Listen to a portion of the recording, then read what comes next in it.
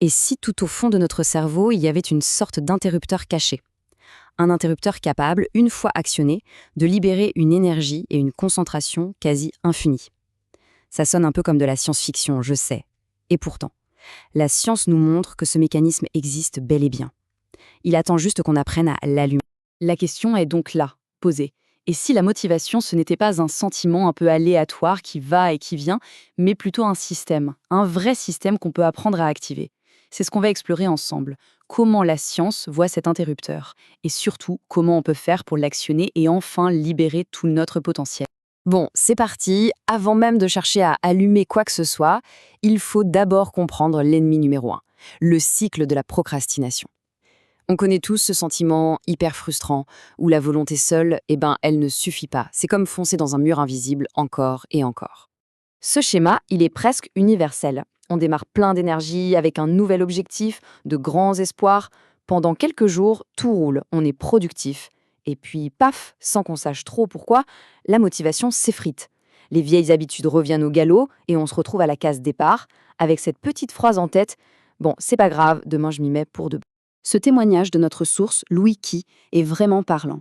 Cette impression d'être piégé, de faire du surplace pendant que tout le monde avance, c'est un sentiment que beaucoup de gens connaissent. Mais le point crucial, c'est de comprendre que ce n'est pas une faiblesse personnelle, c'est un mécanisme. Et c'est justement ce blocage qui nous invite à chercher l'interrupteur. Alors, comment on sort de là? Eh bien, la clé, c'est de comprendre que toutes les motivations ne se valent pas. En fait, il y en a deux types principaux et leurs effets sur nous sont radicalement différents. La différence est fondamentale. D'un côté, on a la motivation externe. On peut l'imaginer comme une étincelle, un feu d'artifice. C'est brillant, ça donne un coup de fouet, mais ça s'éteint presque aussitôt. Ça vient d'une prime, d'un compliment. De l'autre côté, il y a la motivation interne. Ça, c'est la flamme. Une flamme qui brûle de l'intérieur, qui se nourrit de notre passion, de nos valeurs. Elle ne dépend de personne d'autre et elle fournit une énergie stable et durable. C'est elle, le vrai cœur de notre interrupteur. On y vient, au cœur du sujet. Cet interrupteur dans notre cerveau, ce n'est pas de la magie, c'est de la science pure et dure, de la neurobiologie. Activer sa motivation interne, en réalité, ça veut dire apprendre à utiliser les circuits de récompense de notre propre cerveau à notre avantage. Et l'acteur principal de ce circuit, c'est une petite molécule, la dopamine. On l'appelle souvent l'hormone du plaisir, mais son rôle est bien plus que ça. La dopamine, c'est surtout le neurotransmetteur de l'anticipation, du désir. C'est elle qui dit au cerveau: «Eh, ça c'était bien, on en veut encore.» C'est le véritable moteur chimique de la motivation. Et voilà comment la boucle se crée. Quand on fait quelque chose qui nous passionne vraiment, qui a du sens pour nous, le cerveau libère de la dopamine. Ce petit shoot de bien-être nous donne envie de continuer. Et en continuant, on renforce ce circuit. C'est un cercle vertueux. Le plaisir nourrit la motivation, qui pousse à l'action, qui génère à nouveau du plaisir.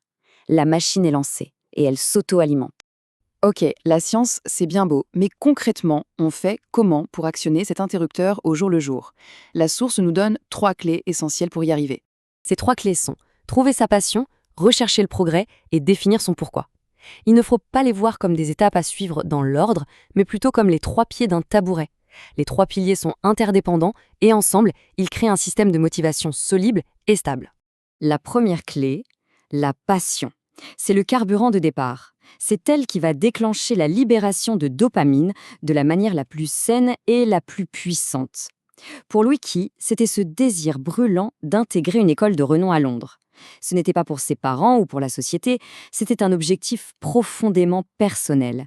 Et ça a tout changé pour lui. La deuxième clé, c'est le progrès. Il faut savoir que notre cerveau est littéralement câblé pour aimer s'améliorer. C'est un mécanisme de survie hérité de notre évolution. Chaque petite victoire, chaque pas en avant, même minuscule, envoie un signal positif au cerveau. Ça renforce la motivation, ça nourrit la flamme et ça donne envie de faire le pas suivant. Et enfin, la troisième clé, le fameux pourquoi. C'est la raison d'être, le sens profond derrière nos objectifs. Quand les choses deviennent difficiles, et elles le deviendront, c'est le pourquoi qui nous donne la force de continuer. Pour la source, son pourquoi était de se prouver à lui-même et à ses proches de quoi il était capable. Quand le pourquoi est assez fort, le comment devient beaucoup plus facile à trouver. Et lorsque ces trois clés, la passion, le progrès et le pourquoi, sont parfaitement alignés, on peut atteindre cet état quasi magique qu'on appelle le flow. C'est un état d'immersion totale où on est tellement absorbé par ce qu'on fait que le temps semble se dissoudre. Les distractions n'existent plus et la performance est à son maximum. C'est la preuve ultime que l'interrupteur est bien en position on. La théorie est fascinante, c'est sûr, mais maintenant il faut passer à la pratique. Alors, cette dernière partie, c'est un peu la feuille de route, un plan d'action très concret pour appliquer tout ça dans sa propre vie. Ce plan se déroule en 4 temps. C'est un processus. D'abord, une introspection pour savoir où on va. Ensuite, on construit des habitudes pour se mettre en mouvement. Puis, on garde son pourquoi bien en vue pour ne pas perdre le cap. Et enfin, on ajuste, on maintient et on optimise le système en permanence. La première étape, l'auto-évaluation, est sans doute la plus importante. Il s'agit de se poser, au calme, et de répondre honnêtement à de vraies questions. Des trucs comme « Qu'est-ce qui me donne de l'énergie même quand je suis épuisé ?» Si l'argent n'était plus une contrainte, je ferais quoi de mes journées? Les réponses à ces questions sont la boussole qui va guider tout le reste. Ensuite, on passe au concret. Intégrer ses passions dans sa routine, même si c'est juste 30 minutes par jour. Afficher son pourquoi partout, en fond d'écran de son téléphone, sur un post-it collé sur son miroir, pour qu'il soit un rappel constant. Et surtout, être patient avec soi-même. C'est un marathon, pas un sprint. Il faut revoir ses objectifs, ajuster le tir et célébrer les petites victoires. Pour résumer, cet interrupteur de la motivation, ce n'est pas de la poudre de perlimpinpin. C'est un système neurologique bien réel qu'on peut apprendre à piloter. En alignant ce qu'on fait avec sa passion, la recherche de progrès et un but qui nous dépasse, on peut littéralement reprogrammer notre cerveau pour une motivation durable. Alors voilà, l'interrupteur existe. Il est là, à portée de main, en chacun de nous.